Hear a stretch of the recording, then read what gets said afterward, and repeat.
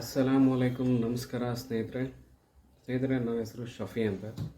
ನನ್ನ ಇದು ಹೊಸ ಚಾನಲ್. ಈ ಚಾನಲಲ್ಲಿ ನಾನು ಎಲ್ಲ ರೀತಿಯ ಜಾಬ್ಸ್, ಪಾಲಿಟಿಕ್ಸ್ನ, ಆಮೇಲೆ ಎಲ್ಲ ರೀತಿಯ ಕರೆಂಟ್ ಅಫೇರ್ಸ್ನ ಎಲ್ಲನೂ ನಾನು ಇಲ್ಲಿ ಡಿಸ್ಕಸ್ ಮಾಡ್ತೀನಿ.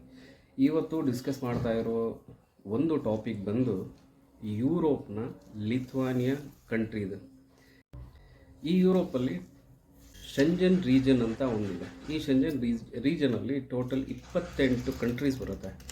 ಆ 28 ಕಂಟ್ರೀಸಲ್ಲೂ ಲಿಥುವಾನಿಯಾ ಒಂದು. ಈ ಲಿಥುವಾನಿಯಾದಲ್ಲಿ ಟೋಟಲ್ ಆಗಿ ಹೇಳಬೇಕಂದ್ರೆ ನಮ್ಮ ಬೆಂಗಳೂರಿಗೆ ನಾವು ಕಂಪೇರ್ ಮಾಡಿದ್ರೆ ಲಿಥುವಾನಿಯಾನ 5 ಲಿಥುವಾನಿಯಾ ಹಾಕಿದ್ರೆ ಒಂದು ಬೆಂಗಳೂರು ಆಗುತ್ತೆ ಅಷ್ಟೇ. ಟೋಟಲ್ ಜನಸಂಖ್ಯೆ ಇರೋದು 28 ಲಕ್ಷ ಜನ ಮಾತ್ರ ಇಲ್ಲಿ ವಾಸ ಮಾಡ್ತಾಯಿದ್ದಾರೆ. ಆಮೇಲೆ ಇಲ್ಲಿ ರಿಸೋರ್ಸಸ್ ಜಾಸ್ತಿ ಇದೆ. ಇಲ್ಲಿ ರಿಸೋರ್ಸಸ್ ಜಾಸ್ತಿ ಇದ್ದರೆ ನಮಗೆ ಹೊರಗಡೆಯಿಂದ ಅಲ್ಲಿಗೆ ಕೆಲಸ ಹುಡ್ಕೊಂಡು ಹೋಗುವಂಥ ಜನ ಅಲ್ಲಿ ಜಾಸ್ತಿ ಇದ್ದಾರೆ. ಆಯಿತಾ? ಟೋಟಲಾಗಿ ಹೇಳಬೇಕಂದ್ರೆ ಪ್ರತಿ ವರ್ಷ ಲಿಥುವಾನಿಯಾ ಒಂದೇ ಕಂಟ್ರಿ 40,000 ಫಾರಿನ್ ಎಂಪ್ಲಾಯೀಸ್ಗೆ ಅದು ಆಹ್ವಾನ ಕೊಡುತ್ತೆ, ಬನ್ನಿ ನಮ್ಮ ಕಂಟ್ರಿಯಲ್ಲಿ ಕೆಲಸ ಮಾಡಿ. ಇಲ್ಲಿ ಒಂದು ಅಡ್ವಾಂಟೇಜ್ ಏನಂದರೆ ಇಲ್ಲಿ ಸ್ಯಾಲರಿ ಎಲ್ಲ ಯೂರೋಸಲ್ಲಿ ಬರುತ್ತೆ. ಇವಾಗ ನಿಮಗೆ ಗೊತ್ತಿದೆ ಯೂರೋದು ಒಂದು ಪ್ರೈಸ್ ಬಂದು ಡಾಲರ್ಗಿಂತ ಜಾಸ್ತಿ ಇದೆ. ಡಾಲರ್ ಬಂದು 83 ರೂಪಾಯಿ 82 ರೂಪಾಯಿ ಇತ್ತು ಅಂದರೆ ಯೂರೋ ಇವತ್ತಿನ ರೇಟ್ ನಾನು ಯಾವಾಗ ರೆಕಾರ್ಡ್ ಮಾಡ್ತಾಯಿದ್ದೀನಿ ಆ ರೆಕಾರ್ಡಿಂಗ್ ಪ್ರಕಾರ 90 ರೂಪಾಯಿ 60 ಪೈಸೆ, ಅಂದರೆ ಆಲ್ಮೋಸ್ಟ್ 91 ರೂಪಾಯಿ ಅಂದ್ಕೊಳ್ಳಿ. ಓಕೆ, ಸೊ ಇದರಲ್ಲಿ ಮಿನಿಮಮ್ ಒಂದು ಸ್ಯಾಲರಿ ಅಂತ ಅಲ್ಲಿ ಫಿಕ್ಸ್ ಮಾಡ್ಕೊಂಡಿದ್ದಾರೆ. ಗೌರ್ಮೆಂಟಿಂದನೇ ಅಲ್ಲಿ ಸ್ಯಾಲರಿ ಫಿಕ್ಸ್ ಮಾಡ್ತಾರೆ. ಆಲ್ಮೋಸ್ಟ್ ಜನಕ್ಕೆ ಅಲ್ಲಿ 1,500 ಯೂರೋ ಮಿನಿಮಮ್ ವೇಜ್ ಅಲ್ಲಿ ಕೊಡಬೇಕು ಅಂತ, ಮಿನಿಮಮ್ ಸ್ಯಾಲ್ರಿ ಕೊಡಬೇಕು ಅಂತ ಅಲ್ಲಿ ಫಿಕ್ಸ್ ಆಗಿರುತ್ತೆ.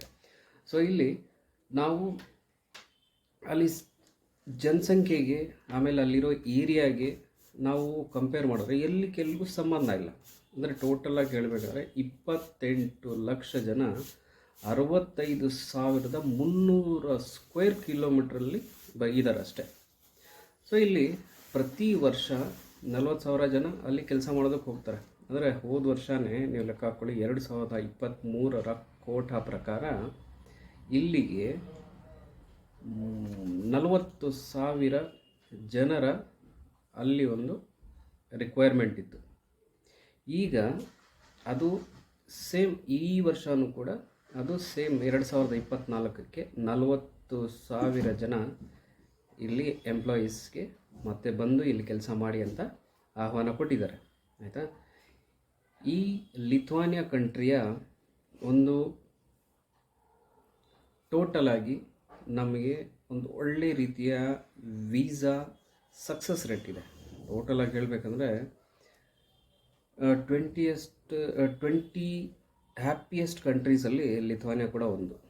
ಆಯಿತಾ? ಇದರಲ್ಲಿ ಯಾವುದೇ ರೀತಿಯ ಸಂಶಯ ಇಲ್ಲ. ಆಲ್ಮೋಸ್ಟ್ ಇದು ಕೋಲ್ಡೆಸ್ಟ್ ಕಂಟ್ರೀಸಲ್ಲೂ ಇದು ಬರುತ್ತೆ, ಅದಕ್ಕೂ ತೊಂದರೆ ಇಲ್ಲ.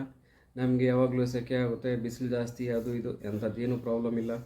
ವೀಸಾ ರೇಟ್ ಇಲ್ಲಿ ಕಂಪೇರ್ ಮಾಡಿದ್ರೆ ಬೇರೆ ಕಂಟ್ರೀಸ್ಗೆ ಇಲ್ಲಿ ಕಂಪೇರ್ ಮಾಡಿದ್ರೆ ನಮಗೆ ಟೋಟಲಾಗಿ 98% ರೇಷ್ಯೋ ಇಲ್ಲಿ ಸಿಗ್ಲಿಕ್ಕೆ ಬರುತ್ತೆ. ಅಂದರೆ ಎಲ್ಲ ರೀತಿಯ ವೀಸಾಗೂ ಇಲ್ಲಿ ಆಹ್ವಾನ ಇದೆ. ಆಯಿತಾ? ಎಲ್ಲ ರೀತಿಯ ನಾವು ಕಾರ್ಮಿಕರಲ್ಲಿ ಹೋದರೆ ಅಲ್ಲಿ ಎಲ್ಲ ರೀತಿಯ ಕೆಲಸನೂ ಅಲ್ಲಿ ಸಿಗುತ್ತೆ. ಇವಾಗ ಸದ್ಯಕ್ಕೆ ಅಲ್ಲಿ ಹೆವಿ ಬಂದು ಅಲ್ಲಿ ಅಡ್ವಾಂಟೇಜಸ್ ಏನಿದೆ ಅಂದರೆ ಟ್ರಕ್ ಡ್ರೈವರ್ಸ್ಗೆ ತುಂಬಾ ಒಂದೊಳ್ಳೆ ರೆಸ್ಪಾನ್ಸ್ ಇದೆ. ಈ ಟ್ರಕ್ ಡ್ರೈವರ್ಸ್ಗೆ ನೀವೇ ನೋಡ್ಕೊಳ್ಳಿ, ಇವಾಗ ಇಲ್ಲಿ ಜಾಸ್ತಿ ಅಂದರೆ ಒಂದು 30,000 ರೂಪಾಯಿ 40,000 ರೂಪಾಯಿ 50,000 ರೂಪಾಯಿ ಇಲ್ಲಿ ದುಡಿಬೋದು. ಆಯಿತಾ? ಹೆವಿ ಓವರ್ ಟೈಮ್ ಮಾಡಿ ನಾವು ಬೆಳಗ್ಗೆಯಿಂದ ಸಾಯಂಕಾಲದವರೆಗೂ ನಾವು ದುಡಿದ್ರೂ ಜಾಸ್ತಿ ಅಂದರೆ 50,000 ರೂಪಾಯಿ ದುಡಿಬೋದು. ಆದರೆ ಅಲ್ಲಿ ಮಿನಿಮಮ್ 8 ಗಂಟೆ ಮಾತ್ರ ಅಲ್ಲಿ ನಿಮಗೆ ಡ್ಯೂಟಿ ಮಾಡಲಿಕ್ಕೆ ಸಾಧ್ಯ. ಅಷ್ಟೇ ಗೌರ್ಮೆಂಟಿಂದ ಕೂಡ ನಿಮಗೆ ಒಂದು ಪರಿಧಿ ಹಾಕ್ಕೊಡ್ತಾರೆ, ಅಂದರೆ ಬೌಂಡ್ರಿ ಹಾಕ್ಕೊಡ್ತಾರೆ. 8 ಗಂಟೆ ಮಾತ್ರ ಕೆಲಸ ಮಾಡಬೇಕಾಗುತ್ತೆ. ಒಂದು ವಾರಕ್ಕೆ ಟೋಟಲಾಗಿ 40 ಗಂಟೆ ಮಾತ್ರ ಇಲ್ಲಿ ಕೆಲಸ ಮಾಡಲಿಕ್ಕೆ ಸಾಧ್ಯ.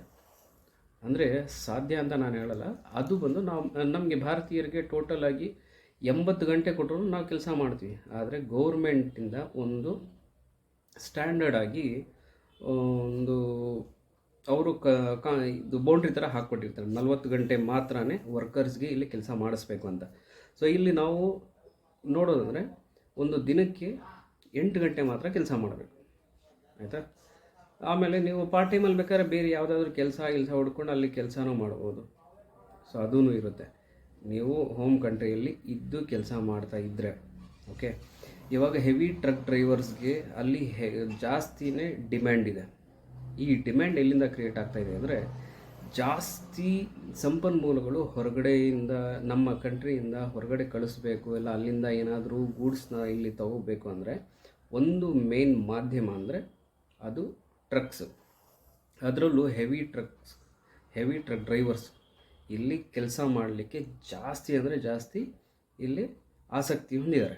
ಸೊ ಈ ಕಂಟ್ರಿಯಲ್ಲಿ ನಿಮಗೆ ನಾರ್ಮಲ್ ಆಗಿ ಸ್ಯಾಲ್ರಿನೇ 2210 ಯೂರೋವರೆಗೂ ನಿಮಗೆ ಇಲ್ಲಿ ಸ್ಯಾಲ್ರಿನ ಫಿಕ್ಸ್ ಮಾಡ್ತಾರೆ, ಆಯಿತಾ.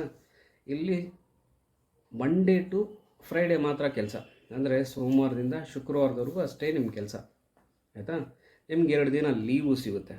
ಆಮೇಲೆ ಒಂದು ಕಂಟ್ರಿಯಿಂದ ಇನ್ನೊಂದು ಕಂಟ್ರಿಗೆ ಆರಾಮಾಗಿ ಒಂದು ಸಲ ಏನಾದರೂ ಟ್ರಕ್ ಲೋಡ್ ಆಯಿತು ಅಂದರೆ ಇದು ನಿಮ್ಮ ಲೋಡ್ ಎಲ್ಲಿ ಹೋಗುತ್ತೋ, ಅಂದರೆ ಒಂದು ಕಂಟ್ರಿಯಿಂದ ಇನ್ನೊಂದು ಕಂಟ್ರಿಗೆ ಹೋಗ್ಬೋದು, ಇನ್ನೊಂದು ಕಂಟ್ರಿಯಿಂದ ಇನ್ನೊಂದು ಕಂಟ್ರಿಗೆ ಹೋಗ್ಬೋದು. ಅದರಲ್ಲಿ 10 ದಿನ 15 ದಿನ ನಿಮಗೆ ಎಷ್ಟು ದಿನ ಆಗುತ್ತೋ ಅಷ್ಟು ದಿನ ಅದು ಲೋಡ್ ಡೆಲಿವರಿ ಆಗೋವರೆಗೂ ನಿಮಗೆ ಸುತ್ತಾಟ ಇದ್ದೇ ಇರುತ್ತೆ, ಆಯಿತಾ. ಇದರಲ್ಲೂ ನೀವು ಬರೀ 5 ಡೇಸ್ ಮಾತ್ರ ಕೆಲಸ, ಆಮೇಲೆ ಮಿಕ್ಕಿದ್ದ 2 ದಿನ ನಿಮಗೆ ರೆಸ್ಟ್ ಇರುತ್ತೆ. ಓಕೆ, ಲಾಂಗ್ ಟ್ರಿಪ್ ಏನಾದರೂ ಆಯಿತು ಅಂದರೆ, ಫಾರ್ ಎಕ್ಸಾಂಪಲ್ ನಿಮಗೆ 1 ತಿಂಗಳು ನಿಮಗೆ ಜಾಸ್ತಿ ಟ್ರಾವೆಲ್ ಆಯಿತು, ಆಮೇಲೆ 2 ತಿಂಗಳಾಯಿತು, ಇಲ್ಲ 3 ತಿಂಗಳಾಯಿತು ಅಂದರೆ ಮತ್ತೆ ಕಂಪ್ನಿಯಿಂದ ಕೆಲವೊಂದು ಕಂಪ್ನೀಸಲ್ಲಿ ಇದಕ್ಕೆ ಎಸ್ಪೆಷಲಿ ನಿಮಗೆ 5 to 10 ಡೇಸ್ ಎಕ್ಸ್ಟ್ರಾ ಲೀವ್ ಅನ್ನೋದು ಕೊಡ್ತಾರೆ. 5 to 10 ಡೇಸ್ ಕೆಲವೊಂದು ಕಂಪ್ನೀಸಲ್ಲಿ 3 ತಿಂಗಳು ಹೋದರೂ 15 ದಿನ ಇದು ಪೇಯ್ಡ್ ಲೀವ್ ಇರುತ್ತೆ ನಿಮಗೆ, ಆಯಿತಾ. ಇದು ಕೆಲವೊಂದು ಕಂಪ್ನೀಸಲ್ಲಿ ಇಲ್ಲಿ ಟೋಟಲಾಗಿ ನಿಮಗೆ 10 ರಿಂದ 15 ದಿನ ಇದು ಲೀವ್ ಕೊಡ್ತಾರೆ. ಯಾಕಂದರೆ ಲಾಂಗ್ ಟ್ರಿಪ್ ಅಂದರೆ ಲಾಂಗ್ ಡ್ರೈವಿಂಗ್ಸು ಅದೆಲ್ಲ ತುಂಬಾ ಕಷ್ಟ.